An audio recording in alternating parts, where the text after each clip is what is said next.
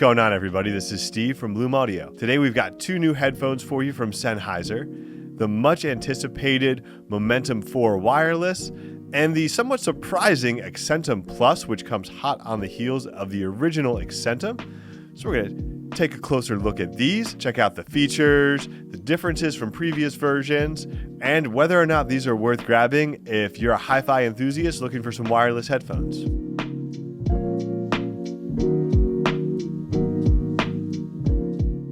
So starting with the Momentum 4 TWS, visually these look really similar to past Momentum TWS IEMs, but these have a little bit more visual flair to them. The color options just have a little more pop, look a little more interesting. The previous versions were nice, kind of a solid utilitarian build, but they were maybe a little bit boring compared to some of the other options out there. In terms of features here, the Momentum series has always kept up with all of the ANC, transparency, and other features. So all of that is improved. In terms of specs, you're getting Bluetooth 5.4 with BT Classic and LE audio support. And it supports AAC, aptX, adaptive and lossless Bluetooth codecs. The buds are IP54 rated, which means they're protected against most incidental dust, water, other things that you're likely to run into, but are not waterproof. The buds themselves have about 7.5 hours of operation on battery, and the charging case stores 30 hours of additional charge. So in terms of the design, you're getting some visual improvements and then some general upgrades on the technical and feature end of things. The Accentum Plus is a little different. Visually, it's exactly the same as the standard Accentum, but it adds some of the Momentum 4 features that have sort of trickled down, and also adds improved support for aptX Adaptive, which should improve your performance with latency for video streaming or gaming. So in terms of general use, the big difference you're going to note is, like the Momentum 4, Accentum Plus just has the one button and everything else is controlled via touch controls on the side. It's basically like a touchpad that you can slide up and down for volume, do various taps for different functions. In terms of specs, Accentum Plus supports Bluetooth 5.2 with AAC, SBC, aptX, aptX Adaptive, MSBC, and CVSD codecs. The total battery life is estimated at 50 hours, and there's a quick charge feature which will give you 5 hours of playtime with just a 10-minute charge for when you're in a rush. So in terms of the features and design, this is basically a tech upgrade over the original Accentum that adds some of those features that make it more like a Momentum 4 Lite than the more budget-feeling headphone that the original Accentum was. An additional really big feature with both of these is Sennheiser's Smart Control app. There's a lot of hi-fi IEMs that sound amazing, but either they don't have an app or they have an app with more limited features. Smart Control throws kind of the kitchen sink at you. There's a pretty solid EQ feature, along with some options like an instant bass boost or a podcast mode even to enhance the voices. That combines with the really solid ANC support and transparency, really just to help you enjoy what you're listening to wherever you are. Accentum Plus adds some improved ANC over the original Accentum, which means it's going to do better in crowded, noisy places.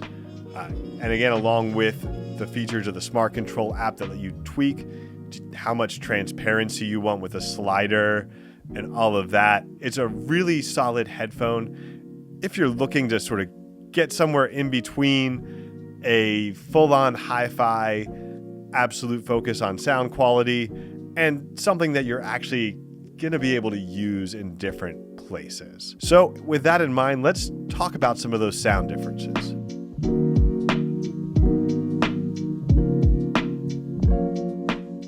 In terms of sound, the Momentum 4 TWS basically takes what they did with Momentum 3 and makes some really minor tweaks to the sound. It's very close in terms of the tuning, the general performance, but it adds that upgraded Bluetooth support.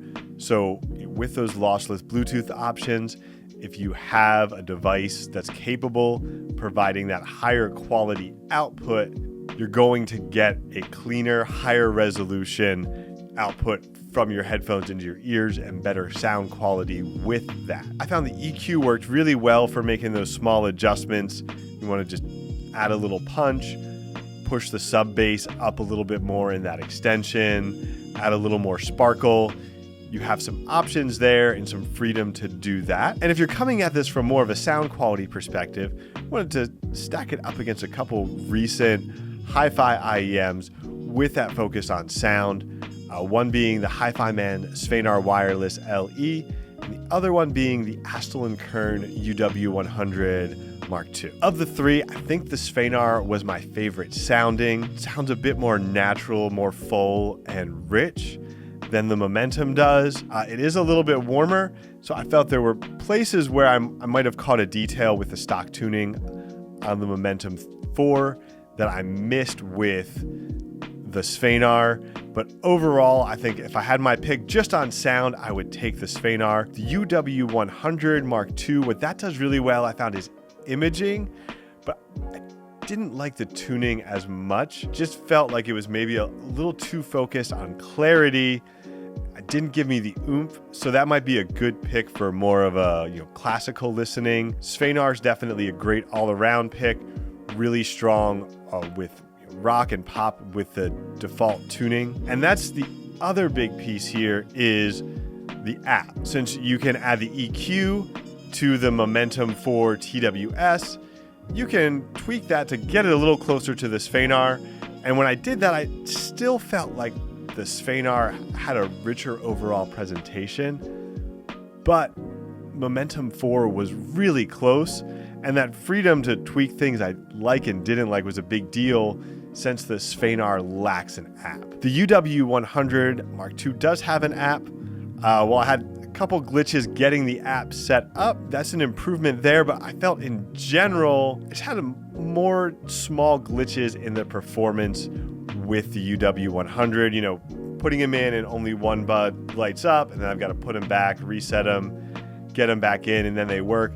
That sort of thing where the overall experience wasn't quite as good with the UW100. And while the Sennheiser gets top marks for sound, it was in a similar boat where there were the occasional little glitches that felt like after using the Momentum 4 TWS for a little bit, you could see where in daily use and using these out on a plane, other things where you don't necessarily want to be messing around resetting everything, the Sennheiser had an advantage. For the Accentum Plus, I really just wanted to get a handle on where this fit in Sennheiser's wireless headphone lineup. So I spent some time back with the original Accentum, listened to the Accentum Plus a little bit, and then pulled out the Momentum 4 wireless. And there's a lot of ways these three headphones are pretty close. There are probably some places where in a blind test, I might get pretty mixed up as to what was on my head, but ultimately there were some key differences that separated them. In terms of pure sound, the Momentum 4 wireless was definitely the best. Just felt wider, deeper, more three-dimensional, just a general overall better sense of imaging with that. And that's the kind of stuff you can't really fix with the EQ. You can go in there and try and give the Accentum a little more air. Just doesn't quite work. There's too much in the drivers, and I guess in the DSP, in the headphones themselves, that makes that difference. Between Accentum and Accentum Plus, there may be some really small differences. Some of that may come down to the quality of the Bluetooth receiver in the Accentum Plus being improved over the original, but I found the general sound to be about the same between those two, with potentially very minor improvements with the Accentum Plus. In terms of comfort, I also felt the Momentum 4 had the advantage there, where the Accentum and Accentum Plus were pretty much interchangeable, though I thought the pads were a little softer on the Plus versus the original Accentum. Could just be I had a white Accentum Plus and a black Accentum. Could be down to that, but I found it a little bit more comfortable. Now, I think my most controversial opinion on this is I honestly prefer the buttons on the original Accentum over the touch controls on the Plus. So I'm a guitar player, I'm a little bit of a fitness enthusiast, I've got calluses all over my hands, and touch controls just aren't my thing. So I struggled a little bit with the Accentum Plus and the Momentum 4 when it came to getting it to do what I actually wanted it to do via touch controls. So having physical buttons is actually a little bit of an improvement for me. Now, the big way that Accentum Plus did stand out was the latency. Now, I mostly just tested it out with watching videos and some basic games on my phone. Now, I wasn't getting into a Helldivers lobby or something like that. In those situations with my phone, I found that the Accentum Plus had the lowest latency of the three, felt very clean, very tight with lip syncing and other things, where even the Momentum 4 by comparison felt just the slightest bit off. That kind of thing you don't notice until you're staring directly at a character's lips as they're talking, saying, it's the slightest bit off, and then you can't unsee it once you see it. Accentum Plus did the best for that. So in the comparison between the three, Momentum 4 has the best sound quality, is the most comfortable, and there's a couple little touches that give you some stronger sense of build quality there. The original Accentum has physical buttons if you're like me and your fingers don't work. And the Accentum Plus has just a general suite of connectivity, also has improved noise cancellation and transparency over the original Accentum. It adds the touch controls if you like that, and had the lowest latency of the three. So if you're primarily getting these to, say, watch movies while you're on a train or on a plane or something like that, the Accentum Plus might be a better pick than the Momentum 4. If you're getting these primarily for music, then Momentum 4 is clearly the way to go.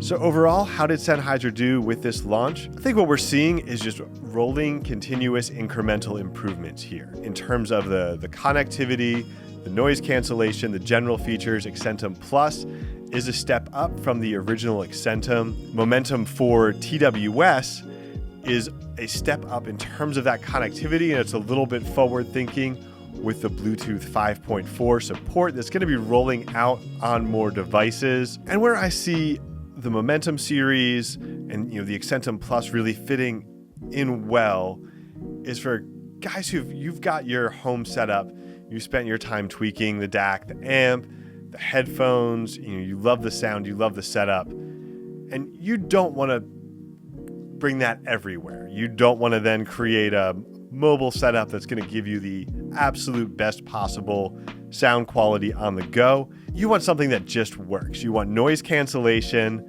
that's going to let you enjoy your music or enjoy your movies while you're commuting or traveling. You want connectivity and features like EQ that are just going to work, that aren't going to be a headache, and sound quality that is exceptional for what it is. For $250 wireless headphones, Accentum Plus sounds great. Same thing for the Momentum 4 TWS. Excellent technical capabilities in terms of the sound quality. So if you're looking for something that's going to fit into your audiophile lifestyle without needing a lot of work, I definitely would recommend checking out the Momentum 4 TWS and the Accentum Plus. Thanks for watching. You can check out the new Sennheiser releases and a lot of other great products at bloomaudio.com. Be sure to like and subscribe, and we'll be back soon with more high-fidelity audio content.